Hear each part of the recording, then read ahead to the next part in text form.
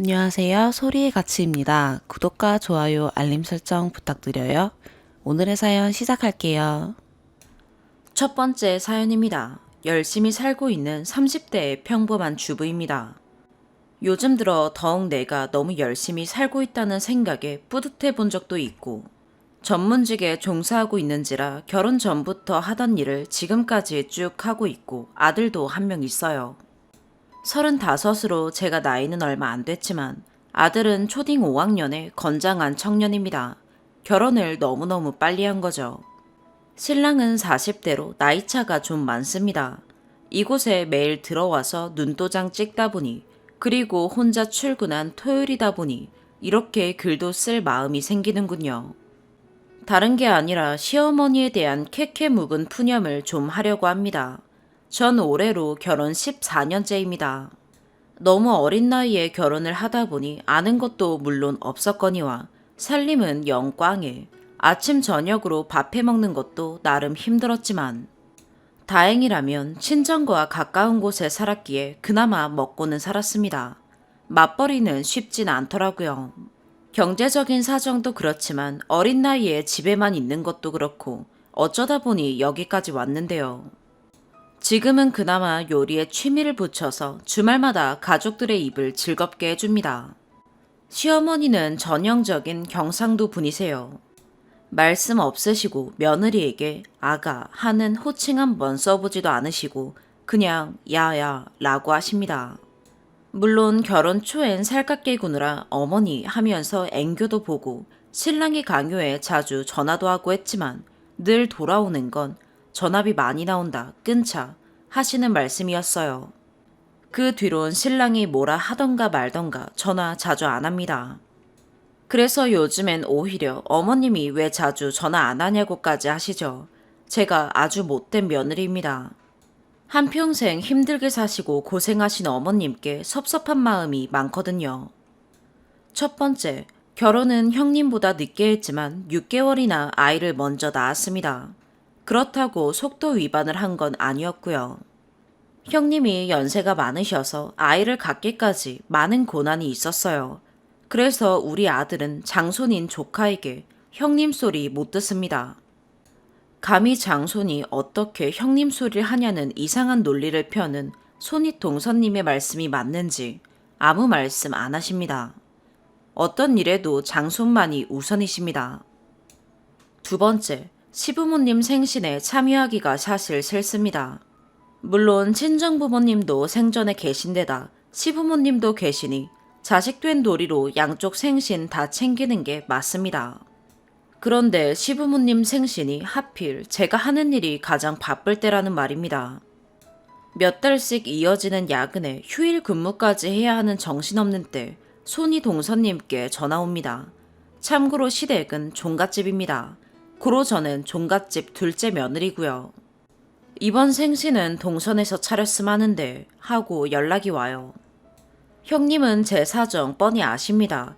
그맘때 제일 바빠서 집에서 식구들 밥상 차려 먹기도 힘들다는 거 아십니다. 제가 많이 바빠서 힘들 것 같아요 하고 제가 사정합니다. 그러면 형님은 그럼 친정엄마한테 차려달라 그래. 황당해요. 친정엄마가 가까이 살며 저에게 도움 많이 주시는 거는 맞는데 아들도 거의 키워주셨거든요. 근데 이건 아니죠. 사돈 내 생신상까지 차려야 합니까? 저 그건 못한다 했습니다. 차라리 밖에서 식사 대접을 하면 했지 왜 우리 엄마가 생신상을 차려야 하냐 라고 제가 얘기했습니다. 그랬더니 그건 안 된답니다. 밖에서 식사는 절대 안 되고 꼭 집에서 상차림해야 한답니다. 아무튼 그렇게 안 좋은 통화 끝나고 형님이 시어머님께 바로 전화해서 이러쿵저러쿵 하셨겠죠. 안 봐도 비디오예요. 얼마 후 시부모님 생신 전날 항상 전야제를 해서 밤새고 제 일이 늦게 끝나는 관계로 늦게 가게 되었습니다. 도착하자마자 불려가서 무릎 꿇고 야단 맞았습니다. 결정적인 건 저희 어머니, 며느리 생일은 물론이고 당신 아들 생일에도 전화 한 통화 안 하시는 분입니다. 아마도 며느리 생일은 아예 모르시고 아들 생일도 깜빡하신 듯 합니다. 당신 아들 생일에 전화 들려서 이런저런 얘기하다가 어머님 오늘 애비 생일이에요 하면 그때서야 말씀하십니다. 아, 오늘이 생일이냐? 그래, 뭐 맛있는 거 해줬냐? 세 번째, 저 아들 낳고 몸조리 할 때 시어머니 저희 집에 딱 3일인가 계셨습니다. 시골에 일이 바쁘셔서 내려가 봐야 하신다고요. 몸조리는 뭔 몸조리인가요? 그때 직장 생활 하시던 친정엄마가 퇴근하고 저희 집 드나들며 몸조리 받았습니다. 첫 손주 보러 오시면서 옷을 한 벌 사오셨더군요. 그 이후론 양말 한 짝 없었습니다. 그 옷, 분명 우리 아가는 아들인데 태어나기 전부터 알고 계셨는데 위아래 한 벌인데 아주 이상한 핑크색에 내복도 아니고 외출복도 아닌. 아무튼 세상에서 처음 본 정말 이상한 옷이었습니다. 많이 섭섭했습니다. 지금도 많이 섭섭하고요. 네 번째, 결혼하고 얼마 안 됐을 때 어느 명절이었습니다. 저녁밥을 먹는데 신우들과 그 가족들도 와 있었는데 어머님은 찬밥이 담긴 밥통을 저에게 주시며 다 먹으라고 하십니다. 참고로 저 밥 많이 안 먹거든요. 그러고선 당신 딸들에게는 따뜻한 밥 있으니 그거 먹으라고 하십니다. 그때의 설움은 평생 못 잊습니다. 저도 시댁에 가는 따뜻한 밥 먹고 싶습니다. 이렇게 썩내려가다 보니 정말 서럽네요. 결혼 초엔 제가 정말 복이 많아 시부모님들을 잘 만났다 했었습니다. 경제적으로 어렵지 않으셔서 자식들에게 항상 너희만 잘 살면 된다는 말씀을 하셨고 성격이 까칠하신 분도 아니라 항상 조용조용하니 너무 좋았거든요. 그런데 살면서 겪어보니 역시 시어머니는 친정엄마랑은 많이 다르더군요. 별게 다 서러우니 제가 정말 못된 게 맞는가 봐요. 다른 얘기도 많지만 이젠 정리 좀 하고 퇴근을 해야 하거든요. 아무튼 여기에서 많은 얘기들을 읽으며 저도 하고 싶은 얘기들이 있어 이렇게 적어봤습니다. 추가. 며칠 전 제가 올린 글에 답글 달아주신 분들 감사드립니다. 저도 이렇게 위로받을 수 있는 공간이 있다는 게 많은 위안이 되더군요. 또한 울컥하고 생각나는 일들이 있어 다시 푸념 올립니다. 지난번에 이어 5번째, 어느 해 추석 무렵이었습니다. 아랫배 부분이 아프기도 하고 월경도 영 이상한 것이 안 되겠다 싶어 산부인과를 찾았습니다. 초음파 검사를 해본 결과 작은 혹이 발견됐는데 가급적이면 얼른 제거하는 것이 좋다고 의사 선생님이 말씀하시더군요. 그날 바로 제거 수술을 했고 당분간 무리하지 말란 말씀도 들었습니다. 그리고 이틀 후인가가 추석이라 시댁에 갔는데 영 몸 상태가 좋지 못하고 이 몸이 종갓집 며느리라 할 줄 아는 건 없어도 열심히 몸으로 움직이며 일을 해야 했습니다. 신랑에게 미리 몸 상태가 안 좋다고 얘긴 했었지만 신랑이 시어머니께 그 얘기를 한 겁니다.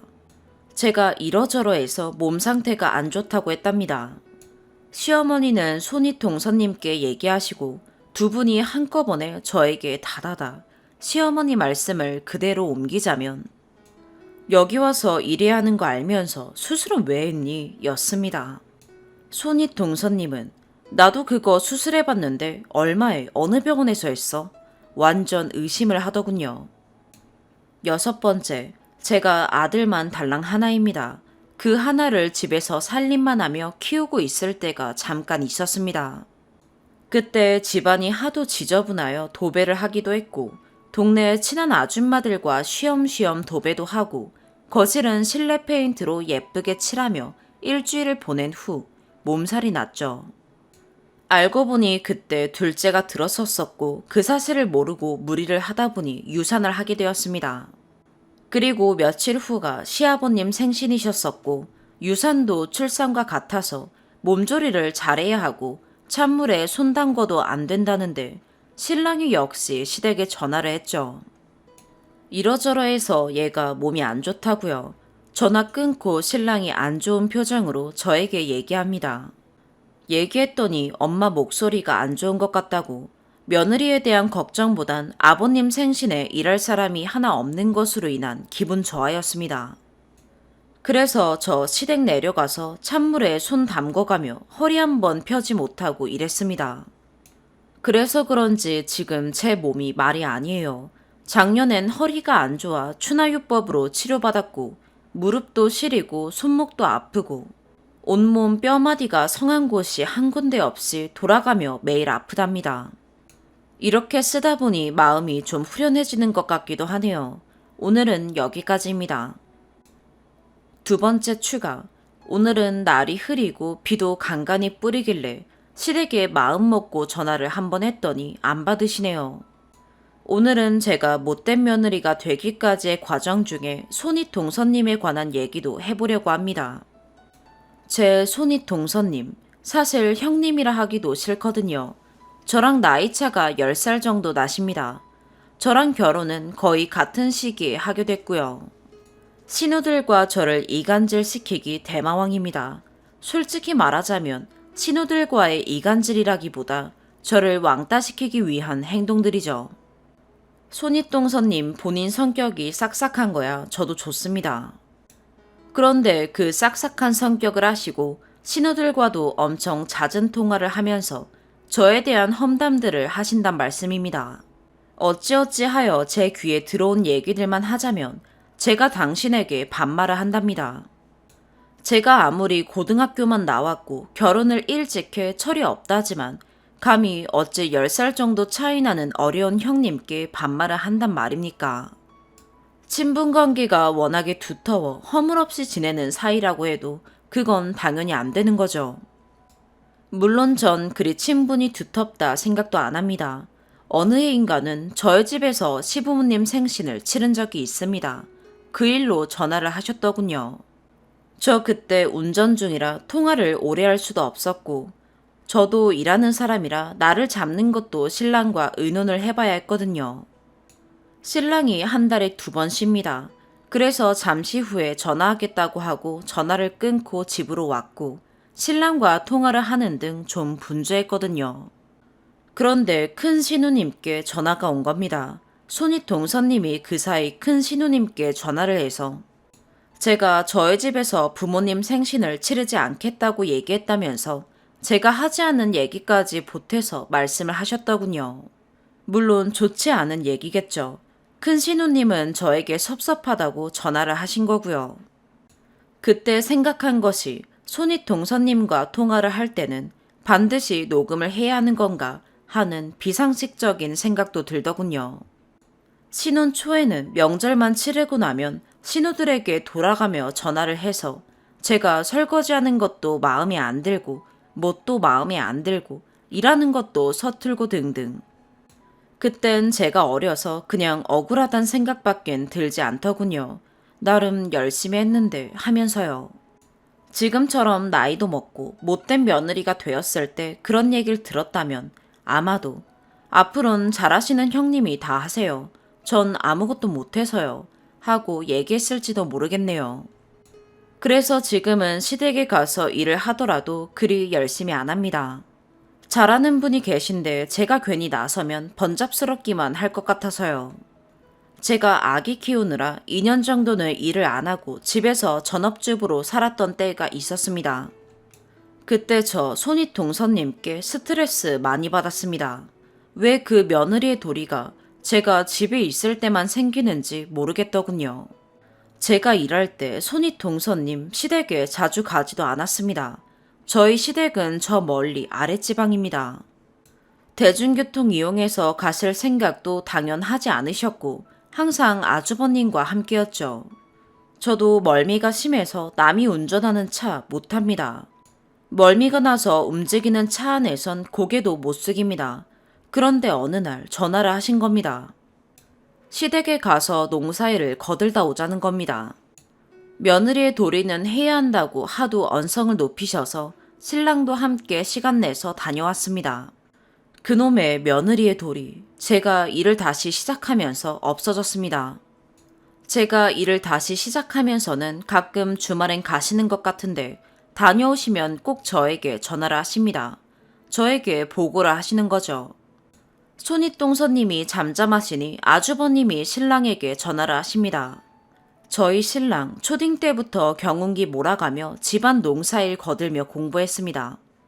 대학 다닐 때도 집에서 나와 학교 근처에서 자취하면서 주말이면 항상 집에 가서 농사일 거들고 동네 어른들도 신랑 보고 머슴이라 할 정도로 집안 농사 반 이상은 했거든요. 아주버님은 어릴 때부터 서울에서 유학하셨고요. 농사에 농자 근처에도 안 가셨습니다. 제 아들 낳았을 때 아이 낳고 하루도 안 된 저에게 전화하셔서는 축하한다는 말 뒤에 100일 잔치 할 건지 돌잔치 할 건지 물어보시더군요. 제가 이제 애 낳고 누워있는 산모가 벌써부터 100일이니 돌이니 생각을 어찌하겠습니까?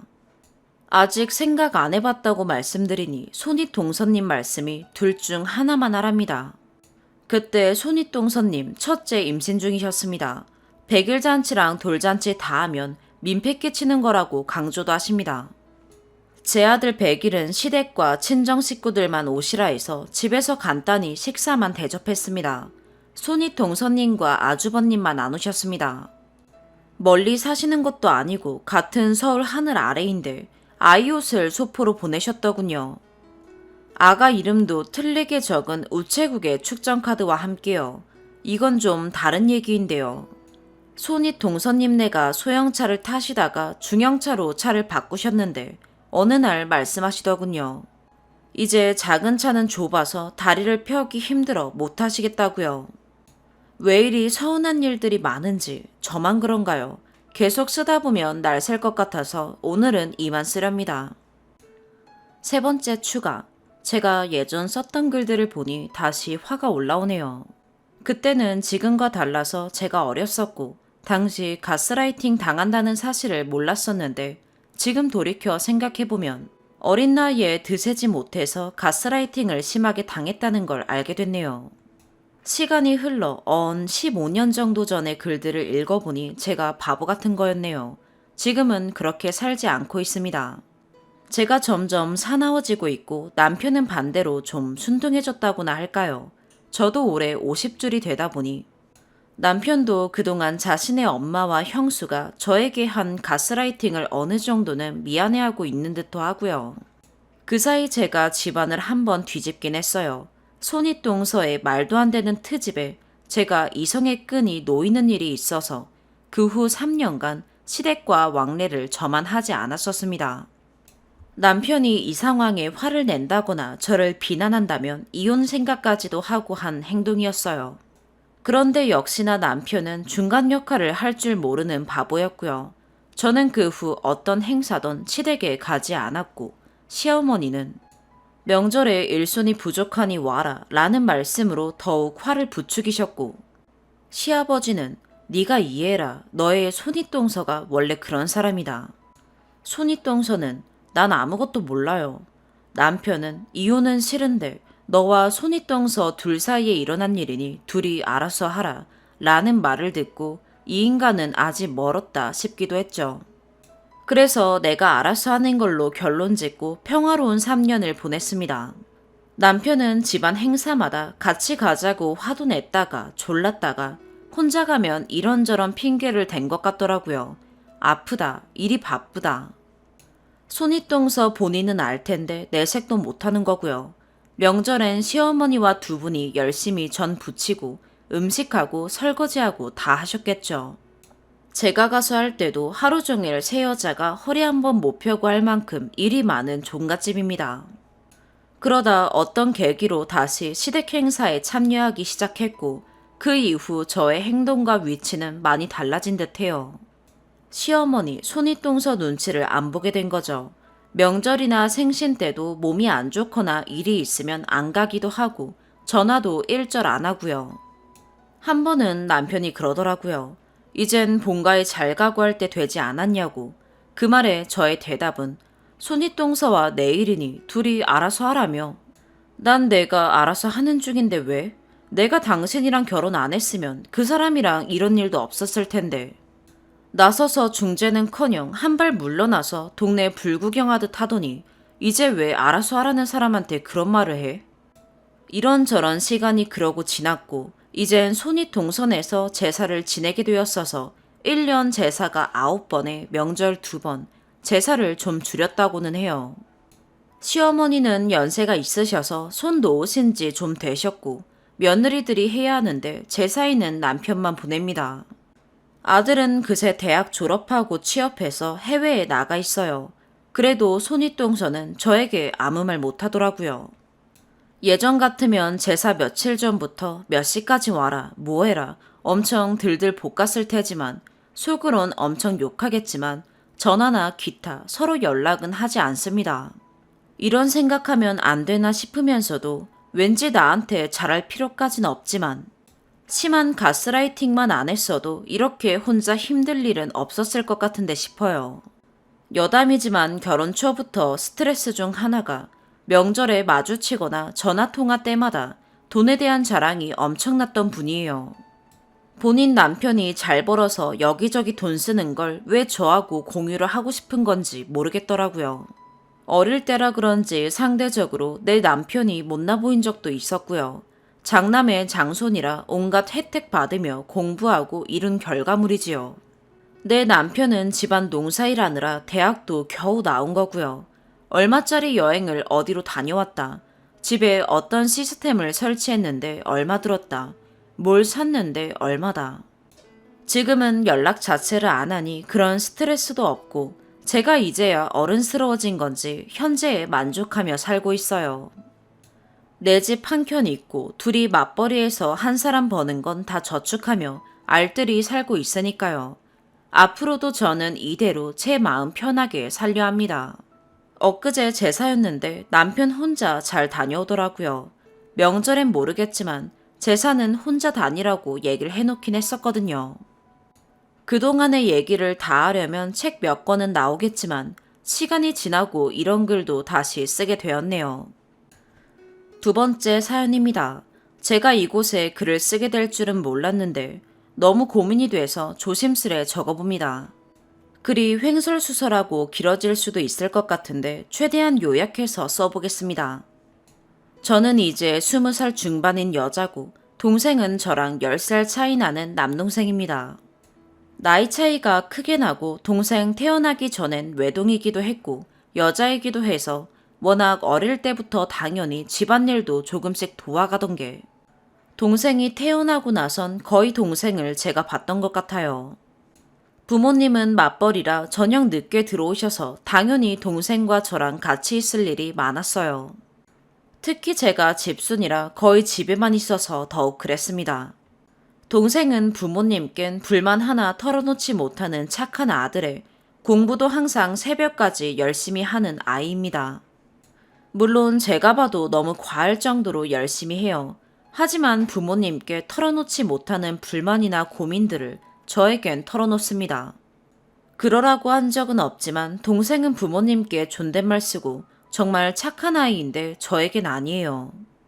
사춘기라 그런지 저한텐 말투조차도 불만이고 제가 말을 거는 것조차도 짜증이 나나 봐요.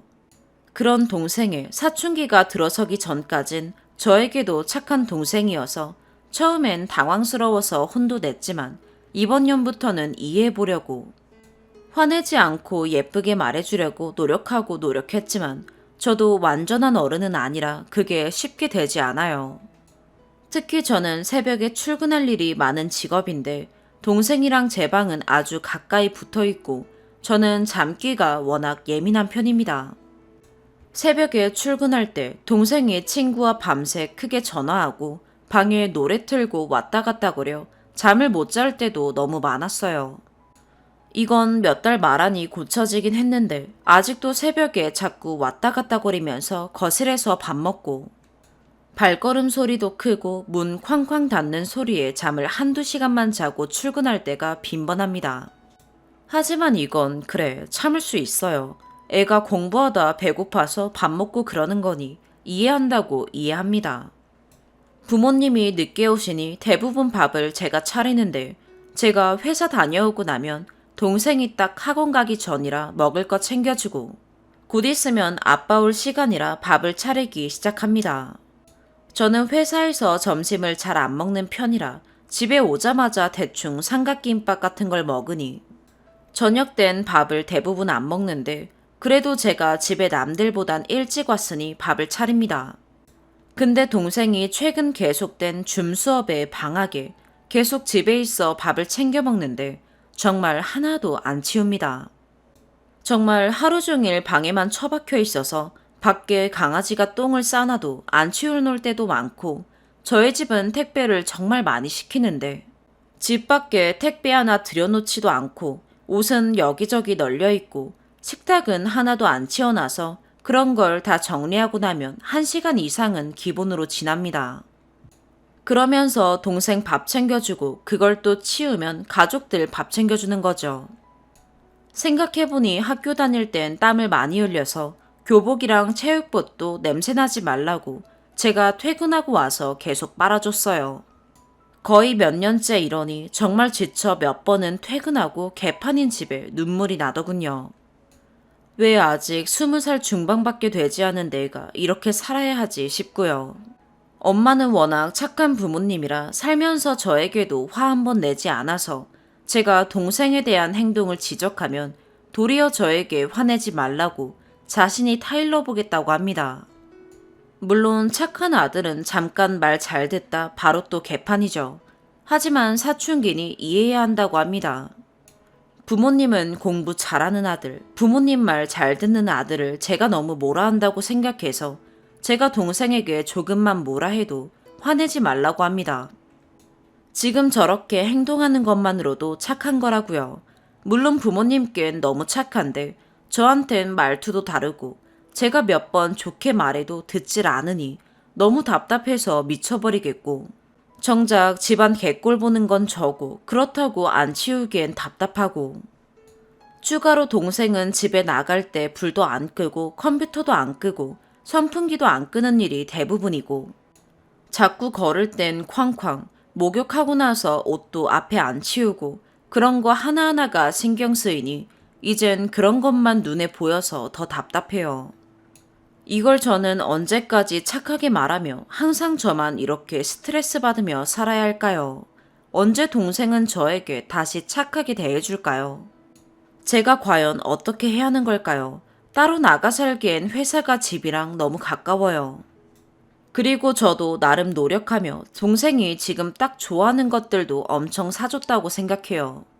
제가 돈을 버니 이번 연만 해도 닌텐도 스위치, 게임팩, 아이폰 신형, 동생 전용 컴퓨터 사는 비용 보태기, 스팀 게임들, 에어팟 프로, 동생 전용 스킨 로션 크림 등 사춘기 때 필요한 여러 가지 크림들 한 달에 10만 원 이상 옷 사주고 신발 사주고를 꽤 몇 번 됩니다. 물론 동생이 좋아서 사준 것도 있지만 이러면서 누나랑 잘 좀 지내보자고 하는 것도 있어요. 근데도 동생은 저랑 대화할 때 말투 자체가 불만이고 종일 방구석에 박혀 에어팟 프로 노캔해놓고 제가 밖에서 불러도 듣질 않으니 진짜 어떻게 해야 할지 모르겠습니다. 사춘기라 그런 게 확실한데 정말 너무 힘드네요. 저는 계속해서 착하게 말하며 화도 내지 말아야 할까요? 부모님도 오시면 나름 집안일도 하셔서 다 같이 분배해서 하는 거라는데 그냥 저는 왜 이렇게 벅차다는 생각이 자꾸 드는 걸까요? 제가 너무 예민하게 생각하는 걸까요? 3번째 사연입니다. 저는 39살 노처녀입니다. 지금 남자친구와 1년째 연애 중입니다. 남자친구와 저는 동갑 친구 모임에서 만나 오래 알고 지내다 연인이 되었습니다. 연애한 지 1년이 지나서 이제 슬슬 결혼 얘기가 나오고 있는데요. 운이 좋은 건지 나쁜 건지 모르겠지만 제 남자친구는 아파트를 경기도 외곽 부근에 소유하고 있습니다. 남친 가족이 살던 예비 시아버지의 명의 빌라인지 아파트인지가 30년이 지나 재건축에 들어가서 당장 살 거처를 마련하다 보니 남친 명의의 아파트를 구입하게 되었다고 합니다. 시가 3억 2천만 원 정도 되는 아파트를 계약해서 대출을 끼고 부모님께서 7천만 원 정도를 보태서 집을 구입했다고 합니다. 남은 대출금은 남친이 열심히 갚고 있다고 합니다. 지난 4월부터 남자친구가 앞으로 살게 될 신혼집을 부모님 소유의 재건축이 되고 있는 아파트로 들어가자고 합니다. 그땐 그냥 흘러가는 말로 듣고 넘겼는데 재건축이 되는 아파트가 이제 10월이면 완공이 됩니다. 그 시기가 다가오니 결혼 얘기를 자주 하는데 코로나 때문에 식장은 당장 못 잡고 있고 일단 동거부터 하자고 합니다. 얼마 전에 남자친구 집에 인사를 드리러 가게 되었습니다. 예비 시어머니께서 처음 건넨 말씀은 농담이신 건지 뭔지. 우리 집엔 돈이 없어서 결혼할 때 한 푼도 못 해주신다로 운을 띄우시고 말씀을 시작했습니다. 전 이 나이에 벌어놓은 시집자금도 있고 한데 기분이 썩 좋지가 않더라고요. 결혼 얘기가 나와서 말인데 남자친구와 평소 대화할 때 예단 예물은 어떻게 했으면 좋겠냐는 질문에 남자친구는 엄마랑 여동생에게 물어보겠다고 늘 말하곤 했습니다. 남자친구는 나쁜 의도는 없어 보이고 먼저 결혼한 여동생한테 조언을 구해보자는 뜻으로 말한 것 같습니다.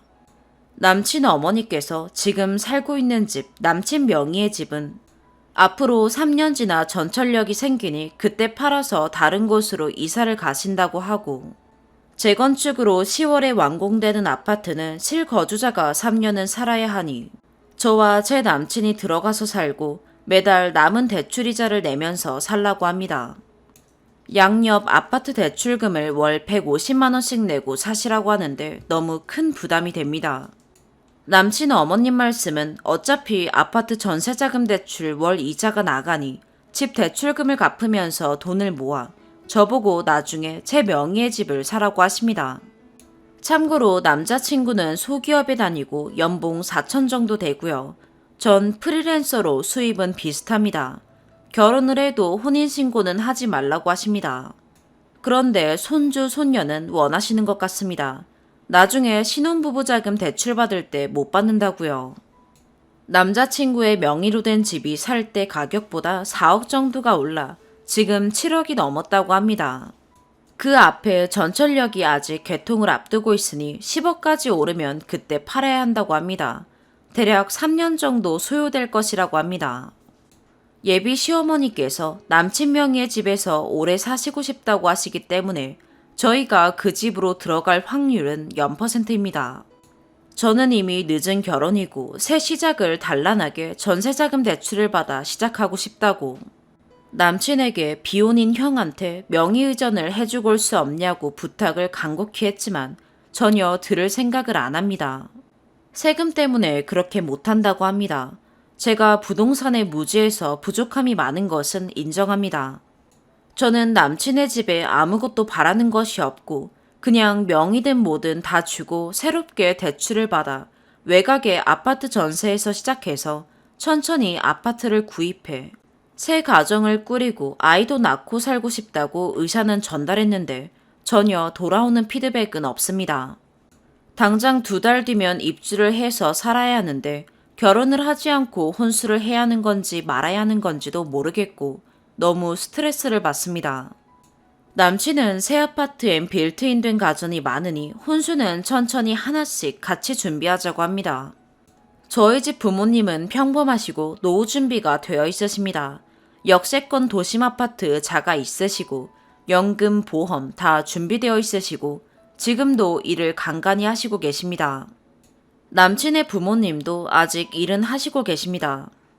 남친의 어머님은 재건축되는 아파트도 10억이 넘었고 지금 남친 명의의 집 아파트도 10억을 넘을 거라며 갑자기 부동산 부자가 되어서 너무 좋아하십니다. 지금 팔기엔 너무 아까운 아파트인 걸 저도 알고 있습니다. 그러니 남친이 명의이전을 해드리고 다 드리고 그 집에서 나왔으면 너무 좋겠는데 아파트 대출금을 양옆으로 갚아나가야 할 생각을 하니 너무 막막합니다. 참고로 남자친구는 너무 착하고 좋은 사람이고 성격도 저와 잘 맞아 크게 문제는 없고 이 나이에 만나기 어려운 사람입니다.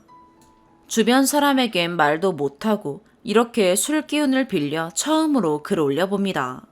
월 150씩 대출이자도 갚아야 하고 지금 남친 거주집, 남친 명의의 집 관리비와 우리가 살아야 할 집 관리비, 생활이 가능할지 너무 걱정이 됩니다. 전 이제 어떻게 해야 할까요? 4번째 사연입니다. 작년에 제가 대학생이 되면서 외할머니랑 친할머니가 계신 지역의 대학교를 다니게 되었어요. 외할머니 댁에서 학교까지는 1시간이나 버스를 타고 가야 해서 버스로 2, 30분 걸리는 친할머니 댁에서 지내기로 했어요. 외할아버지랑 친할아버지는 모두 돌아가셔서 할머니들만 계세요. 처음 친할머니 댁에 갔을 때 엄마가 반찬이나 먹을 거 이것저것 챙겨서 보내주셨고요. 그런데 좀 지내면서 친할머니가 좀 나이가 많으신데 고집스러운 성격이셔서 저랑 잘 안 맞더라고요. 관련된 일화 하나 얘기하자면 친할머니가 원래 사시던 곳이 주택인데 문제가 생겨서 이사를 가게 됐어요. 친할머니가 나이가 좀 있으시니까 사람들 많은 아파트로 이사 갔어요. 전에 사시던 주택은 핸드폰 전파가 잘 안 터지는 산속이었어요.